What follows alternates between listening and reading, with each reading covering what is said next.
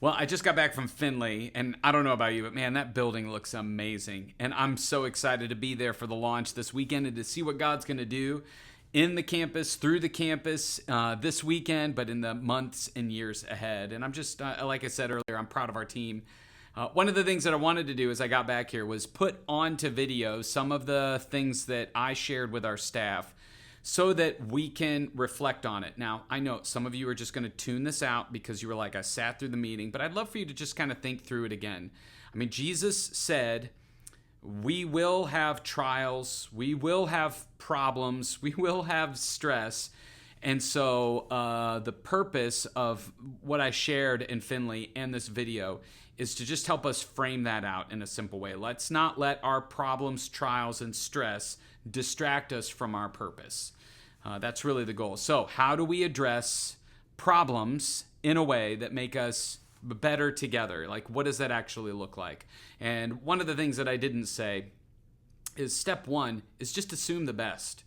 When we assume the best of each other, instead of jumping to the worst possible conclusion about someone, like, oh, they just think, whatever. I think that goes a long way.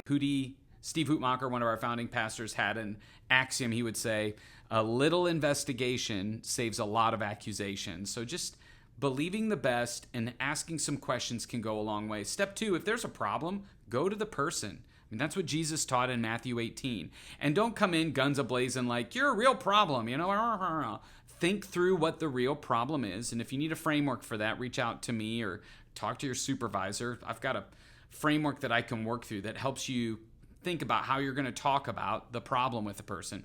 But what that means is if we go to the person who is connected to that problem, that means what we're not doing is we're going sideways to everybody else, okay? So when we go sideways and we talk to a person about the problem, that's right on the edge of gossip. You're sharing someone else's mistake with someone who can't do anything about it. And you're not really taking the proactive step of going, hey, you know what? I need to take this to them. That ultimately is how we're going to get better together. Now, if that doesn't work, Jesus also outlines, bring somebody else along. In that case, go to your supervisor and say, hey, I'm having a little challenge here. Can you help? Like, I'm confused, I'm not sure, and then really think through, believe the best and filter through your, root cause analysis and try to come up with what the real issue is so that you can talk about it. Or talk to HR. Marsha loves to help us solve problems, and she's really great at it. So, so we all want to help each other. We want to help each other win. Nobody wants to come to work in a difficult to work environment. But in order for us to do that, we're going to have to learn how to work together within our culture here at Cedar Creek to do that.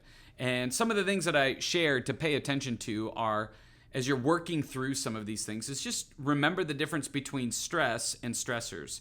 Stress is our response to the world around us. That's our responsibility.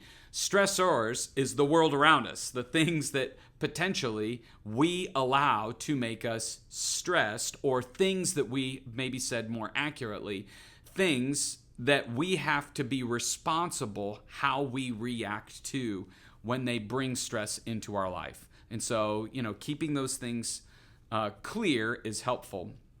Understanding the difference between the presenting issue versus the real issue. The presenting issue is the thing that it feels like is the problem at first, but if you start to ask 5 whys and drill down, like, okay, why did that bother you, or why is that so important, or what's the real issue here? Because a lot of times we make presenting issues big problems that maybe at the root of it is something that's probably easier to solve, or just a misunderstanding, or it's just different preferences. People do this with churches all the time. They're like, oh, church needs to be like this. This is the only way to do church. And really what it is a preference. I mean, there's scriptural, biblical reasons why we do everything that we do here. And I'm not opposed to other ways that people do church. It's a preference. Now, there are certain things that when you do them are outside of the bounds of what the New Testament prescribes for Christians or for Jesus followers. That obviously we want to pay attention to, but yeah, presenting issue versus real issue. The last one is problem to solve versus tension to manage, and this is tough because some of the tensions to manage. We just want the tension to go away. Like, managing the tension is work, right? It's hard sometimes. It's not fun. Managing work-life balance is not fun. I kind of just want it to go away. That's why we like vacation so much sometimes, because it's like we don't have to manage work-life balance. It's also why some people don't like vacations, because they want a little bit of work in their life balance, you know? So this is true for our organization, a matrix-based organization where we have differing work schedules, work rhythms, responsibilities, different. We try to give some autonomy so that it's not just like a military school, I guess is the best metaphor that I have. So filter through those things. And my last encouragement to you is, if things are great, enjoy it while it's great. Because stress is probably right around the corner. And so if we can celebrate the good times while we have them, and like, oh, this is good, then it makes the challenges a little bit easier, and we know that those will come to an end. And so I think across all of our staff, we're probably at varying degrees of all of that stuff, which is what makes it fun and sometimes what makes it challenging. My encouragement to you is, don't let momentary problems cost you long-term potential.